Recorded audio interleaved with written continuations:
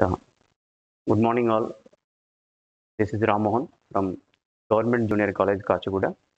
Today, I am going to explain land tenure system in Nizam state. You know already the land tenure system from Mughal period to Nizam period, but same Asaf Jahi is also here followed the same type of tenure system, okay, which were taken from Nizam's, Qutub Shahi's too. So your land tenure system briefly divided into two types. One is Diwani and another one is non-Diwani. So Diwani means here Khalsa lands and non-Diwani means non-Khalsa lands. Okay. So land tenure system means what year దీనిని మనం తెలుగులో భూమి శిస్తు విధానము అంటాము. ఈ భూమి శిస్తు విధానాన్ని మన నిజాం ప్రభువులు మొఘల్స్ నుంచి కూడా ఆ తర్వాత వచ్చినటువంటి ఇతర వంశస్థుల నుంచి కూడా దాన్ని తీసుకోవడం అనేది జరిగింది. సో ఇక్కడ భూమి శిస్తు విధానం అనేది ఒక్కొక్క కాలంలో ఒక్కొక్క రకంగా ఉన్నది. నిజాం కాలంలో వచ్చేసరికి వాటిని రెండు రకాలుగా విభజించారు. ఒకటి దివానీ మరి ఒకటి నాన్ దివానీగా రెండు రకాలుగా విభజించడం జరిగింది. ఈ దివానీ దాంట్లో మనకు 60% భూములు అంటే 60% ఆఫ్ ల్యాండ్స్ దివానీ కింద ఉండడం జరుగుతుంది. రిమైనింగ్ 40% వచ్చేసి నాన్ దివానీ ల్యాండ్స్ కింద ఉండటం జరుగుతుంది. Okay, 60% of lands under the Diwani or Khalsa lands and non Diwani lands are here 40%. So ఇక్కడ ఉన్నటువంటి 60%లో తీసుకుంటే డిఫరెంట్ నేమ్స్ ఉన్నాయి. ఇక్కడ ఆ 60%లో కూడా మనకు పట్టాదారి, పాట్ పట్టాదారి, షికిందార్, ఆసామీ షికిందార్, పాన్ మక్తా, తాహుద్, ఇజారా, బంజార్దార్స్, అగ్రహారాస్ ఇలా డిఫరెంట్గా ట్యాక్స్ని వాళ్ళు కలెక్ట్ చేయడం జరిగింది. సో ఒక్కొక్కటి మనం ఇప్పుడు విడివిడిగా వాటి గురించి మనం చర్చించుకోవడం జరుగుతుంది. సో ముందుగా మన హైదరాబాద్ స్టేట్ అనేది మీ అందరికీ తెలిసిందే. ఇది మహారాష్ట్ర, కర్ణాటక, తెలంగాణ ఈ మూడు ప్రాంతాలు కలిపితే మనం హైదరాబాద్ రాజ్యం అనేది ఏర్పడింది. సో ఇప్పుడు తెలంగాణ అనేది కేవలం 10 జిల్లాలతో మొదలై 33 జిల్లాలతో కొనసాగుతుంది. కానీ అంతకు ముందు మాత్రం ఇది మహారాష్ట్రలో ఉన్న కొన్ని ప్రాంతాలు, కర్ణాటకలో ఉన్న కొన్ని ప్రాంతాలు, తెలంగాణలో ఉన్నటువంటి అన్ని ప్రాంతాలను కలిపి ఇక్కడ మనకు హైదరాబాద్ రాజ్యంగా ఏర్పడింది. అలాంటి హైదరాబాద్ రాజ్యంలో ల్యాండ్ టెన్యూర్ సిస్టమ్ అనేది, భూమి శిస్తు విధానం అనేది ఒకే రకంగా లేకుండా వివిధ పేర్లతో ఇది కొనసాగుతూ ఉన్నది. సో ఇక్కడ మనం చూసినట్టయితే ముందుగా ఈ యొక్క దివానీ కల్సా ల్యాండ్స్లో ఉన్నటువంటి 60% ట్యాక్స్ ఏదైతే ఉందో 60% ల్యాండ్స్లో ఉన్నటువంటి ట్యాక్స్ ఏ విధంగా ఉందో చూద్దాం. ముందుగా పట్టాదారి భూములు ఏ విధంగా ఉన్నాయో చూద్దాం. ఈ పట్టాదారి ల్యాండ్స్ అనేవి ఇవి పట్టా ఆ పేరులోనే ఉంది మనకు పట్టాదారి ల్యాండ్స్. అంటే ఇవి ఎవరైతే కల్టివేట్ చేస్తారో ఆ కల్టివేట్ చేసేటటువంటి ఫార్మర్స్ ఎవరైతే ఉన్నారో ఆ ఫార్మర్స్ పేరు మీదుగా ఇవి ఉంటాయి ల్యాండ్స్ అన్నీ కూడా. ఎవరైతే కల్టివేట్ చేస్తున్నారో వాళ్ళ పేరు మీదుగా పట్టాలు ఉంటాయి. అవి పర్మనెంట్ ల్యాండ్స్. అవి వాళ్ళు ఎవ్రీ ఇయర్ రెగ్యులర్గా ట్యాక్స్ పే చేస్తూ ఉంటారు కాబట్టి వాళ్ళని పట్టాదారి ల్యాండ్స్ అంటారు. So those are regularly year plantation చేస్తుంటారో కల్టివేట్ చేస్తుంటారో వాళ్ళ పేరు మీదుగా ఉంటుంది కాబట్టి దాన్ని మనం పట్టాదారి ల్యాండ్స్ అంటాం. రెండవ విధానం చూసినట్టయితే పాట్ పట్టాదారి ల్యాండ్స్. పాట్ పట్టాదారి ల్యాండ్స్ అనేవి ఏంటంటే ఇవి more than two or more than farmers okay jointly together and doing cultivation. So ఒకరిద్దరు లేదా అంతకంటే ఎక్కువ మంది కల్టివేట్ చేసేదాన్ని పాట్ పట్టాదారి అంటాం. ఇక్కడేమో పట్టాదారి అంటే ఒకరైనా ఉండొచ్చు, ఇద్దరు ఉండొచ్చు. బట్ ఇక్కడ పాట్ పట్టాదారి అంటే ఇద్దరు లేదా అంతకంటే ఎక్కువ మంది ఉన్నట్టయితే జాయింట్గా కనుక అగ్రికల్చర్ కానీ కల్టివేషన్ కానీ చేస్తున్నప్పుడు మనం దాన్ని పాట్ పట్టాదారి అని పిలవడం జరుగుతుంది. తర్వాత షికిమిదారీ ల్యాండ్స్, షికిమిదారీ టెన్యూర్ సిస్టమ్ అనేది చూద్దాం. సో మూడవది షికిమిదారీ. ఈ షికిమిదారీ అంటే కౌలుదారులుగా కొనసాగుతూ ఉంటారు. ఈ కౌలుదారులు అనేవాళ్ళు ఎవరైతే ల్యాండ్ని తీసుకుంటారో అగ్రిమెంట్ కింద, ఆ అగ్రిమెంట్ కింద ఉన్న ల్యాండ్ని వాళ్ళు కంటిన్యూ చేస్తూ ఉంటారు. సో ఇది పర్మనెంట్ టెనెంట్స్ అనమాట. These people are called here permanent tenants అంటారు.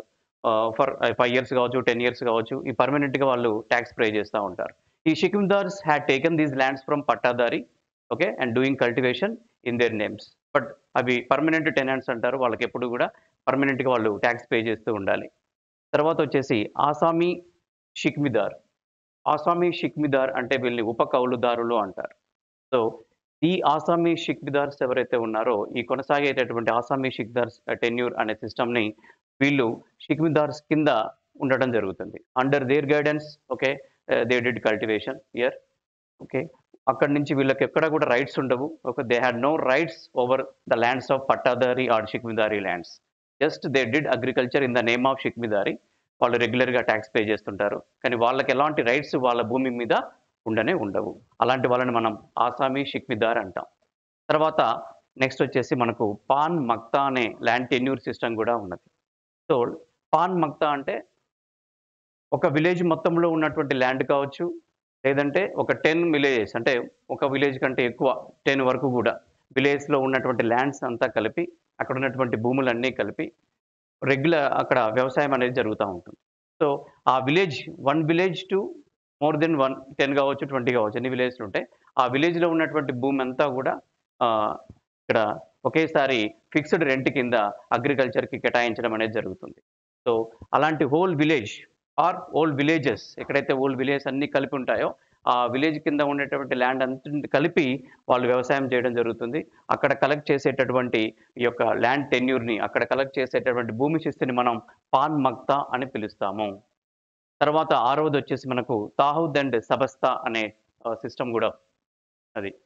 తాహూద్ అండ్ సబస్తా అనేదేంటంటే రెవెన్యూ ఆఫీసర్స్ ఎస్పెషల్‌గా ఇన్ విలేజెస్‌లో మనకు తెలుసు అక్కడ నిజాం టైంలో ఉన్నటువంటి రెవెన్యూ ఆఫీసర్స్ అంటే పటేల్ గావచ్చు, కులకర్ణి గావచ్చు, లేదంటే దేశ్‌ముఖ్, దేశ్‌పాండే ఇలాంటి రెవెన్యూ ఆఫీసర్స్ ఎవరైతే ఉంటారో they collected taxes okay from the farmers and paid to the Nizam government.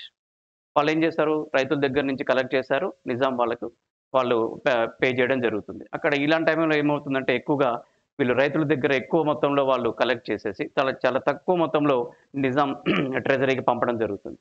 So, దీన్ని కంట్రోల్ చేయడానికి తాహూద్ అండ్ సబస్తా సిస్టమ్‌ని ఇంట్రొడ్యూస్ చేయడం జరిగింది. సో, దాంతోటి ఈ దేశ్‌పాండే, దేశ్‌ముఖ్‌లు ఎవరైతే ఉన్నారో వాళ్ళెవ్వరూ గూడా రెగ్యులర్‌గా వాళ్ళు టాక్స్‌ని నార్మ్స్‌ని వైలేట్ చేయకుండా కంపల్సరీగా they had to pay taxes regularly to the Nizam treasury. Whatever they collected from the farmers they had to pay to the Nizam exchequer. Next ఇజారా టెన్యూర్ సిస్టమ్ అనేది చూద్దాం. ఇజారా టెన్యూర్స్ అంటే ఆహ్, డిజర్టెడ్ ల్యాండ్స్ గాని, లేదా డిజర్టెడ్ విలేజెస్ ఎక్కడైతే ఉంటాయో, ఆ విలేజెస్‌ని టోటల్‌గా వెట్ ల్యాండ్స్‌గా తీసుకొచ్చి, అక్కడ అగ్రికల్చర్‌ని కంటిన్యూ చేయడానికి ఈ యొక్క ఇజారా ల్యాండ్స్‌ని టెన్యూర్ సిస్టమ్‌ని ఫాలో అవ్వడం జరిగింది. సో, ఇజారా అంటే మనం గుర్తుపెట్టుకోవాల్సింది ఇక్కడ డిజర్టెడ్ విలేజెస్. ఈ డిజర్టెడ్ విలేజ్ అంటే ఏంది? అక్కడెక్కడ పాపులేషన్ ఉండదు. అక్కడ మళ్ళీ ఏం చేయాలి? పాపులేషన్‌ని అక్కడ వెళ్ళేటట్టుగా చేయాలి. పాపులేషన్ వెళ్ళాలంటే వి హావ్ టు ఫెసిలిటీస్ కల్పించాలక్కడ. ట్యాంక్స్ నిర్మించడం కావచ్చు, లేదా రోడ్స్ కావచ్చు, ఇలాంటి క్రియేట్ చేస్తే ఆటోమేటిక్‌గా ఫెసిలిటీస్ కల్పిస్తే అక్కడేమవుతుంది? పాపులేషన్ పెరుగుతుంది. ఆ పాపులేషన్ పెరగడం వల్ల అక్కడున్న విలేజెస్‌లో ఉన్నటువంటి ల్యాండ్స్ అన్నీ కూడా కల్టివేషన్ కిందకొస్తాయి. సో, డిజర్టెడ్ విలేజెస్‌ని పాపులేట్ చేయడం, తర్వాత అక్కడ కల్టివేషన్‌ని కొనసాగించడానికి ఇజారా ల్యాండ్ సిస్టాన్ని, టెన్యూర్ సిస్టాన్ని నిజామ్స్ ఫాలో అవ్వడం జరిగింది. దీన్ని మనం ఇజారా అంటాం. ఓకే. తర్వాతది బంజార్ దార్స్. ఎనిమిదవది బంజార్ దార్స్. The eighth tenure system in దివానీ ఆర్ ఖల్సా అది బంజార్ దార్స్. బంజార్ దార్స్ అంటే బంజరు భూములు అంటాం. ఓకే. మనం బారెన్ ల్యాండ్స్ అంటారు. ఈ ల్యాండ్స్ అన్నీ కూడా చాలా ఏళ్లుగా వ్యవసాయం చేయకుండా అలా బారెన్ ల్యాండ్స్‌గా ఉండిపోయినవి. అలాంటి వాటిని కూడా కమ్ అండర్ కల్టివేషన్ అన్నమాట. వాటన్నిటిని కూడా అండర్ కల్టివేషన్ తీసుకురావాలి. అక్కడ కూడా ట్యాంక్స్ గాని, ఇంకా ఇరిగేషన్ ఫెసిలిటీస్ కల్పించి వాటిని మళ్ళీ కల్టివేట్ ల్యాండ్స్‌గా మార్చడానికి చేసేటటువంటి ఈ టెన్యూర్ సిస్టాన్ని బంజార్ దార్స్ అంటారు. ఇక్కడ అంటే ఒక్కొక్క సిస్టమ్‌లో ఒక్కొక్క టాక్స్ వాళ్ళు రేట్ అనేది ఉంటుంది. ఓకే. పట్టాదారి రేటు ఒక రకంగా ఉంటే, షిక్మిదారు దగ్గర ఒక రేట్ ఉంటుంది. ఇక్కడ బంజారాదార్స్ కొత్తగా అంటే న్యూ ల్యాండ్స్ ఇవి. ఇంతవరకు కూడా అక్కడ ఎక్కడా కూడా కల్టివేషన్ జరగలేదు. ప్రెజెంట్ ఇప్పుడు జరగబోతుంది. అలాంటప్పుడు ఈ ల్యాండ్స్‌ని మనం కల్టివేట్ చేయడానికి చాలా టైం పడుతుంది. చాలా ఫెసిలిటీస్ కావాలి కాబట్టి ఇక్కడ ఒక టెన్యూర్ సిస్టమ్‌ని వాళ్ళు ఫాలో అవ్వడం జరిగింది. అలాంటి టెన్యూర్‌ని మనం బంజార్ దార్స్ అని పిలవడం జరుగుతుంది. ఇక లాస్ట్‌ది మనం చూసినట్టయితే లాస్ట్ వన్ ఇన్ ఖల్సా ల్యాండ్స్‌లో అగ్రహారాస్. అగ్రహారాస్ అంటే ఏంటంటే these lands are treated as education centers. Under Nizam state Brahmins were treated as priest and Brahmins were treated as gurus అన్నమాట టీచర్స్. సో, ఈ బ్రాహ్మిన్స్ ఎవరైతే విలేజెస్‌లో ఉండి వాళ్ళు ప్రీస్ట్‌గా ఉంటూనే విద్యను ఇతరులకు బోధిస్తూ ఉంటారో, సో, అలాంటి వాళ్ళకు అగ్రహారాలు ఇవ్వడం జరిగింది. ఈ అగ్రహారాలనేవి వాళ్ళ వాళ్ళ పేరు మీద ఉంటాయి. వాళ్ళు అక్కడ విద్యను కొనసాగిస్తున్నందుకు, విద్యను ఇతరులకు బోధిస్తున్నందుకు, వాళ్ళ సేవకు గుర్తించి ఈ యొక్క నిజాం గవర్నమెంట్ ఇచ్చినటువంటి ల్యాండ్స్‌ని మనం అగ్రహారాసు అంటాము. సో, అగ్రహాస్ అనగానే మనం గుర్తుపెట్టుకోవాల్సింది we remember these are the education centres in Nizam state. So ఇక్కడ ఓన్లీ బ్రాహ్మిన్స్కి మాత్రమే ఆపర్చునిటీ ఉండేది. సో కంప్లీట్ ఆపర్చునిటీ మనకి ఇక్కడ అగ్రహారాస్లో బ్రాహ్మిన్స్కి మాత్రమే ఉంటుంది. సో ఫార్ మనం 8, 9 కల్సా ల్యాండ్స్ టెన్యూర్ సిస్టమ్ చూసాం. ఓకే. సో ల్యాండ్ టెన్యూర్ సిస్టంలో ద ఫస్ట్ వన్ దివానీ, సెకండ్ వన్ నాన్ దివానీ. దివానీలో మనకు 9 టెన్యూర్ సిస్టమ్స్ ఫాలో అవ్వడం జరుగుతుంది. ఇక తర్వాతది నాన్ దివానీ ల్యాండ్స్లో 40%. అంటే 40% of lands under non Diwani, 60% మనకు దివానీ ల్యాండ్స్ ఉన్నాయి. ఈ యొక్క 40% నాన్ దివానీ ల్యాండ్స్లో మనం చూసినట్లయితే first one jagir system. So jagir system అనగానే మనం గుర్తుపెట్టుకోవాల్సింది ఏంటంటే ఇక్కడ ఆల్మోస్ట్ మిలిటరీ సర్వీస్ ఎవరైతే చేస్తారో, ఎవరైతే those people participated okay in national service అనమాట. ఓకే. అంటే ఎగ్జాంపుల్ మిలిటరీలో ఉండి సేవ చేసిన వాళ్ళకి గుర్తింపుగా శాలరీకి బదులుగా కావచ్చు, లేకపోతే ఒకే ఆర్మీని కానీ సోల్జర్స్ని కానీ ఒకేసారి కొంత మొత్తంలో రాజుకు సహాయం చేసి పంపించిన వాళ్ళకి కానీ ఇచ్చేటటువంటి ల్యాండ్స్ని మనం జాగీర్స్ అంటారు. సో అలాంటి జాగీర్ వాళ్ళని కూడా నాన్ దివానీ కిందికి వస్తుంది. ఇది దివానీ కిందికి రాదు. Okay. The first one is జాగీర్స్ అనేవి, ఇది మెయింటెనెన్స్ ఆఫ్ మిలిటరీ సర్వీస్ అని మనం గుర్తుపెట్టుకోవాలి. The second one in the non దివానీ ల్యాండ్స్లో సర్ఫ్ ఈ కాస్. సర్ఫ్ ఈ కాస్ట్ అంటే మీనింగ్ ఏంటంటే ఇది ప్రైవేట్ ఎక్స్పెండిచర్. ఇది కంప్లీట్గా Nizam private land, Nizam private expenditure ఇది పర్సనల్ ఎక్స్పెండిచర్ కోసం అలాట్ అయినటువంటి ల్యాండ్స్ని మనం సర్ఫ్ ఈ కాస్ ల్యాండ్స్ అంటారు. ఆల్మోస్ట్ 10,000 స్క్వేర్ మైల్స్ మన హైదరాబాద్ స్టేట్లో ఆ రోజుల్లో నిజాం పేరు మీద ఉన్నటువంటివి. సో సర్ఫ్ ఈ కాస్ అనగానే we have to remember 10,000 square miles. It covers almost 10,000 square miles and it is allotted for a private or personal expenditure of Nizam. And it has one headquarter also in Hyderabad, Darul Shifa అనే ఒక head quarter కూడా ఉంది. దీని యొక్క expenditure కోసం ఈ lands administration చేయడానికి ఆ రోజుల్లోనే 10,000 స్క్వేర్ మైల్స్ని కవర్ చేసింది కాబట్టి, ఇంత ల్యాండ్స్ని అలాట్ చేశారు కాబట్టి వాటి మీద అడ్మినిస్ట్రేషన్ కోసం దారుల్ షిఫా అనే ఒక హెడ్ క్వార్టర్ని కూడా వాళ్ళు ఇక్కడ కేటాయించడం జరిగింది. ఇది సర్ఫ్ ఈ కాస్ ల్యాండ్స్. ఇది ఆల్మోస్ట్ రెగ్యులర్గా మనకి ఎగ్జామ్లో వస్తుంది. ఓకే. సర్ఫ్ ఈ కాస్ అనగానే private or personal expenditure of Nizam అనేది మనం గుర్తుపెట్టుకోవాలి. తర్వాత థర్డ్ వన్ ఇలాకాస్. ఇలాకా అనగానే మనకు గుర్తొచ్చేటటువంటి ఏంటంటే ఎస్టేట్. ఒక ఎస్టేట్ కానీ ఒక సంస్థానాన్ని మనం ఇలాకా అంటారు. సో అలాంటి ఒక ఎస్టేట్ అంటే ఏంటంటే ఈ ఇలాకా ల్యాండ్స్ అనేవి చాలా కొద్ది మందికి మాత్రమే కేటాయించబడుతుంది. ఓకే. దీస్ ఇలాకా lands were allocated for few people like ministers కావచ్చు, లేకపోతే దివాన్స్ ఎవరైతే ఉంటారో ప్రైమ్ మినిస్టర్ లైక్ అట్లాంటి వాళ్లకు కేటాయించబడినటువంటి ల్యాండ్స్ని ఇలాకాస్ అంటారు. సో వీటి మీద రైట్స్ వాళ్ళకే ఉంటాయి. ఇవి చాలా ప్రీమియర్ ల్యాండ్స్ అనుకోవచ్చు. We can call these lands are very premier lands allocated for important people like ministers, Diwans, prime minister. అంటే ఆ టైంలో సాలార్జంగ్ కావచ్చు, రాజా కిషన్ ప్రసాద్ ఇట్లాంటి వాళ్ళకి ఇలాంటి ఇలాకాస్ ఉండేవి. అలాంటి వాళ్ళ కింద ఉండేటటువంటి ల్యాండ్స్ని ఇలాకాస్ ల్యాండ్స్ అంటారు. ఇది third one. And fourth one మనం చూసినట్టయితే పైగా ల్యాండ్స్. పైగా అంటే దాని మీనింగ్ ఏంటంటే ఫూట్. ఇది పర్షియన్ అరబిక్ వర్డ్ నుంచి వచ్చింది. ఈ యొక్క పైగా అనగానే మనకు గుర్తొచ్చేటువంటిది ఫుట్ అంటే సోల్జర్స్ అలాగే క్యావలరీ, హార్సెస్ ఇలాంటి సర్వీస్ ఎవరైతే చేస్తారో అంటే in time of emergency, in times of warfare especially ఆ టైంలో నిజాంకి హెల్ప్ చేసేటటువంటి ఈ యొక్క జాగీర్దార్స్ కానీ భూస్వాములు ఎవరైతే ఉంటారో వాళ్ళకు కేటాయించేటటువంటి భూమిని మనం పైగా ల్యాండ్స్ అంటారు. ఓకే. ఇలాంటి పైగా ల్యాండ్స్ అనేవి ఓన్లీ మిలిటరీని మెయింటైన్ చేసేసేందుకు, ఓకే, వాళ్ళ యొక్క సర్వీస్ని నిజాం వాడుకున్నందుకు ఈ పైగా ల్యాండ్స్ అనేవి ఇవ్వడం జరుగుతుంది. ఓకే. ఎస్పెషల్గా మనకు యుద్ధాలు జరిగేటప్పుడు, ఓకే, లేకపోతే ఇతర వేరే ఆక్రమణ జరుగుతున్నప్పుడు, ఏదైనా రివోల్ట్ కానీ వచ్చినప్పుడు వాటిని అరికట్టడానికి, ఓకే, అలాంటి వాటిని సప్రెస్ చేయడానికి మనకు ఒక ల్యాండ్ క్యావలరీ కానీ లేదంటే ఇతర సోల్జర్స్ అవసరం కాబట్టి ఆ టైంలో మనకు ఎవరైతే ఈ యొక్క సర్వీస్ చేస్తారో అలాంటి వాళ్ళకి ఇచ్చేటటువంటి ల్యాండ్స్ని మనం పైగా ల్యాండ్స్ అని పిలవచ్చు. తర్వాత ఆల్ తుమ్గా ల్యాండ్స్. సో ఆల్ తుమ్గా ల్యాండ్స్ అంటే the permanent and hereditary lands. Permanent and hereditary అంటే ఎవరికైతే వారసత్వంగా ఇంతకుముందుకి ల్యాండ్స్ ఇచ్చారో, ఆ ల్యాండ్స్ అనేవి వాళ్ళ పేరు మీదుగా అలాగనే కొనసాగుతున్నవి. అంటే హెరిడిటరీ అంటే ఏంటి? వారసత్వంగా వచ్చేటటువంటి ల్యాండ్స్. వారసత్వంగా ఎవరి పేరు మీదైతే ఉంటాయో, ఆ తర్వాత వాళ్ళ సంతానంకొస్తుంది. ఆ తర్వాత వాళ్ళ సంతానంకొస్తుంది తప్ప అవి ప్రైవేట్‌కి గాని, ఇతర వ్యక్తులకు గాని అమ్మటానికి గాని, గిఫ్ట్‌గా ఇవ్వడానికి గాని అవకాశం లేదు. ఓకే. సో, అలాంటి వాటిని మనం ఆల్ తుంగా ల్యాండ్స్ అంటారు. ఈ ల్యాండ్స్ అనేవి పర్మనెంట్ హెరిడిటరీ సిస్టమ్ కిందకొస్తుంది. So, no gift, no buying గాని, సెల్లింగ్ గాని ఉండదు. అలాంటి వాటిని ఆల్ తుంగా ల్యాండ్స్ అని మనం పిలుస్తాం. తర్వాతది జాట్ జాగీర్స్. జాట్ జాగీర్స్ అంటే ఎవరైతే సర్వీస్ చేస్తారో నిజాంకి. ఓకే. సోల్జర్స్ గాని, ఇంకెవరైనా ఎంప్లాయీస్ గాని who did great service okay. For Nizam, for Nizam lands కావచ్చు, నిజాంకి పర్సనల్ కావచ్చు. అలాంటి ఎవరైతే వితౌట్ ఎనీ ఆబ్లిగేషన్ ఓకే.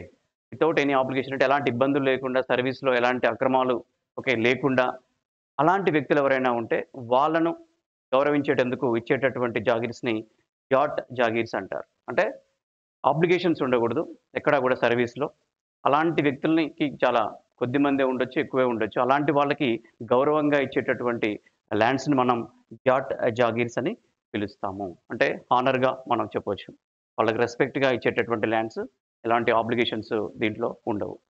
తర్వాత మష్రూతి జాగీర్స్ సెవెంత్ వన్. ఓకే. ఈ మష్రూతి జాగీర్స్ అనేవి ఏంటంటే the people who served in religion are civil or military. Okay. అంటే మిలిటరీలో గాని, సివిల్‌లో గాని, రిలీజియన్‌లో గాని ఈ 3 వ్యవహారాల్లో ఎక్కడైనా సరే సర్వీస్ చేసినట్టయితే ఓకే.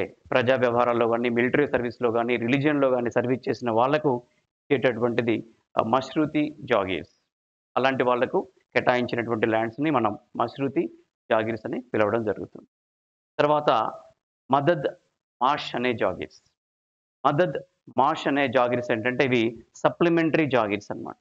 సప్లిమెంటరీ జాగీర్స్ అంటే ఇవి ఆల్రెడీ మష్రూత్ జాగీర్స్ ఎవరికైతే ఇచ్చారో వాళ్ళకు వాళ్ళ లైవ్లీవుడ్ కోసం అంటే వాళ్ళ ఇతర అవసరాల కోసం ఇతర ఎక్స్‌పెండిచర్ కోసం ఇచ్చేటటువంటి ల్యాండ్స్‌ని మదద్ మాష్ ల్యాండ్స్ అంటారు. ఇవి సప్లిమెంటరీ ల్యాండ్స్ టు ద మష్రూతి జాగీర్స్. ఓకే. మష్రూతి జాగీర్స్, మదద్ మాష్ జాగీర్స్ both are same. But these are called here supplementary జాగీర్స్ టు మష్రూతి జాగీర్స్. ఓకే. అండ్ సెవెంత్ వన్ మష్రూతి అండ్ ఎయిత్ వన్ మదద్ మాష్ జాగీర్స్‌గా మనం పిలుస్తాం. నైన్త్ వన్ టంకా ల్యాండ్స్. ఈ టంకా టెన్యూర్ సిస్టమ్ అనేది ఏంటంటే instead of salary okay. Instead of salary అంటే సాలరీకి బదులుగా ఇచ్చేటటువంటి ల్యాండ్స్. ఓకే. సాలరీ ఇవ్వకుండా అంటే రెమ్యూనరేషన్ అనేది ఇవ్వకుండా ఓన్లీ వాళ్ళకు ఈ ల్యాండ్స్ ఇవ్వడం జరుగుతుంది. అలాంటి ల్యాండ్స్‌ని మనం టంకా ల్యాండ్స్ అంటాము. లేదా టంకా టెన్యూర్ సిస్టమ్‌గా మనం పిలవచ్చు. టంకా అంటే సాలరీకి బదులుగా ఇచ్చేటటువంటివి, రెమ్యూనరేషన్‌కి బదులుగా ఇచ్చేటటువంటి ల్యాండ్స్‌ని మనం టంకా ల్యాండ్స్ అంటాం. తర్వాత 10వ ల్యాండ్ టెన్యూర్ సిస్టమ్ ఏంటంటే అది ఇనామ్. ఇనామ్ అంటే రివార్డ్ అని గుర్తుపెట్టుకోవచ్చు. ఇనామ్ అనగానే గుర్తుకు రావాల్సింది రివార్డ్. రివార్డ్ అంటే ఎవరైతే సర్వీస్ చేస్తారో నిజాంకి హోల్ హార్టెడ్‌గా ఓకే. అంటే who sacrificed their life to Nizam or Nizam family then they were gifted as ఇనామ్. ఆ ఇనామ్ అనేది ల్యాండ్. అది ఒక రివార్డ్‌గా ఇవ్వచ్చు. నిజాం ఫ్యామిలీ గాని, నిజాం రాజు గాని ఇచ్చేటటువంటి గిఫ్ట్ ల్యాండ్‌ని మనం ఇనామ్ ల్యాండ్ అని పిలవడం జరుగుతుంది. ఓకే. ఇది నాన్ దివానీ ల్యాండ్స్. ఇందులో సంస్థానాస్ గూడా కొన్ని యాడ్ అవ్వచ్చు. సంస్థానాస్ అంటే మనకు తెలుసు. అమరచింత గావచ్చు, దోమకొండ ఇలాంటి చాలా సంస్థానాలు అప్పుడు నిజాం రాజు కింద ఉండేటటువంటి సంస్థానాస్ గూడా ఉన్నాయి. ఇవి ఇండివిడ్యువల్‌గా అడ్మినిస్ట్రేషన్ అంతా ఇండివిడ్యువల్‌గా ఉంటుంది. బట్ ఎవ్రీ ఇయర్ వాళ్ళు గూడా నిజాంకి టాక్స్ ఇవ్వడం అనేది జరుగుతుంది. అలాంటి సంస్థానాస్ గూడా నాన్ దివానీ ల్యాండ్స్ కింద రావడం అనేది జరుగుతుంది. ఓకే. సో, ఇది land tenure system in Nizam state. Okay. భూమి శిస్తు విధానం అనేది నిజాం పరిపాలన కాలంలో ఏ విధంగా ఉంది అనేది మనం చూసాం. ఎందుకు అంటే ఈ ల్యాండ్ సిస్టమ్ అనేది మనకు నాట్ ఓన్లీ ఐపీఈ ఎగ్జామ్, కేవలం ఇంటర్మీడియేట్ ఎగ్జామ్స్‌లో కాదు, ఇతరత్ర మనం రాసేటటువంటి ఆహ్, కాంపిటీటివ్ ఎగ్జామ్స్ అన్నిటిలో కూడా ఖచ్చితంగా ఈ టాపిక్ మీద చాలా ప్రశ్నలు వస్తున్నాయి రెగ్యులర్‌గా. Okay. Just once you go through the previous question papers okay. Not only intermediate question paper, just go through the ఇతర కాంపిటేటివ్ ఎగ్జామ్ పేపర్ చూసినట్టయితే ఆల్మోస్ట్ మనకు మెనీ క్వెషన్స్ అనేవి ఈ టాపిక్ నుంచి వస్తున్నాయి కాబట్టి, ఈ టాపిక్‌ని కేవలం ఎగ్జామ్ పాయింట్ ఆఫ్ వ్యూ కాకుండా మన ఫ్యూచర్‌లో వచ్చేటటువంటి ఆల్ కాంపిటేటివ్ ఎగ్జామ్స్ కూడా మీరు చదివేటట్టుగా ప్లాన్ చేసుకోండి. సో, ఇక్కడ మళ్ళీ చూసినట్టయితే ఒకసారి భూమి శిస్తు విధానం లేదా ల్యాండ్ టెన్యూర్ సిస్టమ్ అనేది మనకు బ్రాడ్‌గా 2 కైండ్స్‌గా డివైడ్ చేయడం అనేది జరిగింది. ఎందుకు ల్యాండ్ టెన్యూర్ సిస్టమ్‌కి ఇంత ఇంపార్టెన్స్ ఇచ్చారు అనేది మీరు అడిగినట్లయితే, first of all Hyderabad state almost since ages మనకు అగ్రేరియన్ ఎకానమీ. మనదంతా కూడా అగ్రికల్చర్, యానిమల్ హస్బెండరీ వీటి మీదనే డిపెండ్ అయినటువంటి స్టేట్ కాబట్టి, ల్యాండ్ మీదనే మన కలెక్షన్, మన ఫైనాన్షియల్ మొత్తం ఆధారపడి ఉంటుంది కాబట్టి, ఖచ్చితంగా వీటికి చాలా ఎక్కువ ఆహ్, ఆహ్, కేటాయించడం జరిగింది. సో, ఈవెన్ మన సబ్జెక్ట్‌లో కూడా ల్యాండ్ టెన్యూర్ అనేది సెపరేట్‌గా ఎందుకు ఇచ్చారు చాప్టర్ అంటే, వీటి మీద కాన్సంట్రేషన్ ఎక్కువగా ఉంటుంది. సో, అందుకే ఈ ల్యాండ్ టెన్యూర్ అనేది అగ్రేరియన్ ఎకానమీ కాబట్టే మనకు 2 విధాలుగా దీన్ని డివైడ్ చేయడం జరిగింది. దివానీ అండ్ నాన్ దివానీ అని. 60% ఆఫ్ ల్యాండ్స్ అన్నీ గూడా మనకు దివానీ ల్యాండ్స్. వాటినే ఖల్సా ల్యాండ్స్ అని ఎందుకు అంటున్నారంటే, ఇవన్నీ కూడా డైరెక్ట్‌గా అమౌంట్ అంతా కూడా డైరెక్ట్‌గా రెవెన్యూకెళ్ళిపోతుంది. డైరెక్ట్‌గా గవర్నమెంట్ యొక్క కంట్రోల్ ఉంటుంది. So, government control over the Diwani lands, not non Diwani lands. So full 100% of land revenue goes to the Nizam Exchequer. Come to the non-Diwani system. Here part or partial amount goes to the Nizam Exchequer. అంటే ట్రెజరీకి అనేది చాలా తక్కువ amount వెళ్తుంది non Diwani నుంచి. But Diwani నుంచి మాత్రం మనకు percentage అంతా కూడా మనకు ఖజానాకి వెళ్ళిపోతుంది. ఇక్కడ మాత్రం వెళ్ళిపోదు. ఎందుకంటే ఇవన్నీ కూడా నాన్ దివానీ ల్యాండ్స్. ఇది డిఫరెంట్ కంట్రోల్‌లో ఉండడం జరుగుతుంది. సో, డిఫరెంట్ కంట్రోల్‌లో ఉండడం వల్ల వీటి మీద మనకు పార్షియల్ అమౌంట్ మాత్రమే అవుతుంది. ఎగ్జాంపుల్ మనం చూసాం సర్ఫ్ ఈకాస్ అన్నాం. సో, సర్ఫ్ ఈకాస్ అంటే ఇది ప్రైవేట్ ఎక్స్‌పెండిచర్. దీనికి ఎలాంటి అకౌంట్స్ అవసరం లేదు. ఎందుకంటే ఇది కంప్లీట్‌గా ప్రైవేట్ ఎక్స్‌పెండిచర్ ఆఫ్ నిజాం. ఆయన వ్యక్తిగత ఖర్చుల కోసం కేటాయించినటువంటి ల్యాండ్స్ కాబట్టి, ఎక్కడా కూడా అకౌంట్స్ మెయింటైన్ చేయాల్సిన అవసరం లేదు. ఆయన ఎవరికీ రెస్పాన్సిబుల్ కాదు. సో, అలాంటి ల్యాండ్స్ ఉంటాయి. అలాగే జాగీర్స్ గాని, ఇలాకాస్ గాని వీటి మీద ఎక్కడా కూడా కింగ్‌కి ఎలాంటి అంటే ఎక్కువగా రైట్స్ అనేవి ఉండవు. ఆయన వద్దు అనుకుంటే, కావాలి అనుకుంటే వాటిలో అమెండ్ చేసుకోవచ్చు కానీ, ఆల్మోస్ట్ మనకు చాలా పార్షియల్ అమౌంట్ మాత్రమే ఈ ఖజానాకి వెళ్తుంది ఈ యొక్క నాన్ దివానీ ల్యాండ్స్ నుంచి. అలా ఈ యొక్క ల్యాండ్ సిస్టమ్ అనేది చాలా రోజులు కొనసాగింది. ఆ తర్వాత సాలార్జంగ్ ఎప్పుడైతే ప్రైమ్ మినిస్టర్ వచ్చిన తర్వాత దీనిలో కొన్ని చేంజెస్ అనేవి జరిగినాయి. ముఖ్యంగా 1853 ఇయర్‌లో ఓకే. 1853 1853 అనగానే వి రిమెంబర్ సబ్సిడరీ అలయన్స్ అంటాం. దీన్ని సైన్య సహకార పద్ధతి. సైన్య సహకార పద్ధతి అనేది it was happen between the Britishers and Nizam. So, నిజాంకి మరియు బ్రిటిష్ వారికి మధ్య జరిగినటువంటి సైన్య సహకార పద్ధతిలో భాగంగా అప్పుడున్నటువంటి ల్యాండ్స్ కంట్రోల్ అంతా కూడా బ్రిటిష్ వాళ్ళ చేతుల్లో కొంచెం వచ్చేది. దాంతోటి బ్రిటిష్ వాళ్ళు ఎప్పుడైతే ఆధిపత్యం చెలాయించారో ల్యాండ్స్ మీద గాని, తర్వాత ఈవెన్ నాన్ దివానీ ల్యాండ్స్ ఏవైతే వాటి మీద గూడా ఎప్పుడైతే వాళ్ళ యజమాయిషి వచ్చిందో, వాళ్ళ డామినేషన్ వచ్చిందో, అప్పుడు ఈ టెన్యూర్ సిస్టమ్‌లో చాలా చేంజెస్ వచ్చాయి. సో, అంటిల్ సాలార్జంగ్ వచ్చేంత వరకు ఒక రకమైన టెన్యూర్ సిస్టమ్ ఉంది. సాలార్జంగ్ వచ్చిన తర్వాత ఒక రకమైనటువంటి టెన్యూర్ సిస్టమ్‌ని మనం ఫాలో అవ్వడం జరిగింది. తర్వాత బ్రిటిష్ వాళ్ళు ఎంటర్ అయిన తర్వాత 1853లో బ్రిటిష్ వాళ్ళు ఎప్పుడైతే సబ్సిడీ అలయన్స్ ద్వారా ఎప్పుడైతే మన హైదరాబాద్ స్టేట్‌లోకి వాళ్ళు ఎంటర్ అయిపోయారో, అక్కడి నుంచి ఆ టెన్యూర్ సిస్టమ్ అనేది చేంజెస్ వచ్చాయి. చాలా అమెండ్స్ కూడా అందులో జరిగినాయని చెప్పుకోవచ్చు.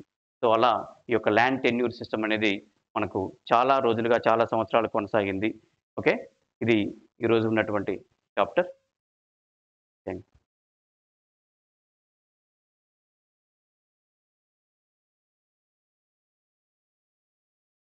7 మినిట్స్ టాపిక్.